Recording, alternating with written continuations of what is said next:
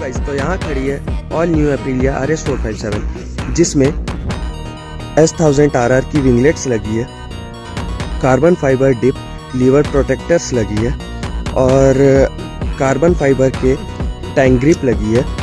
190 section की tyres installed है। Austin racing GP1R की एग्जॉस्ट लगी है, फुल सिस्टम एग्जॉस्ट, जिसकी आवाज़ आप कुछ सुन सकते हो, ऐसी है।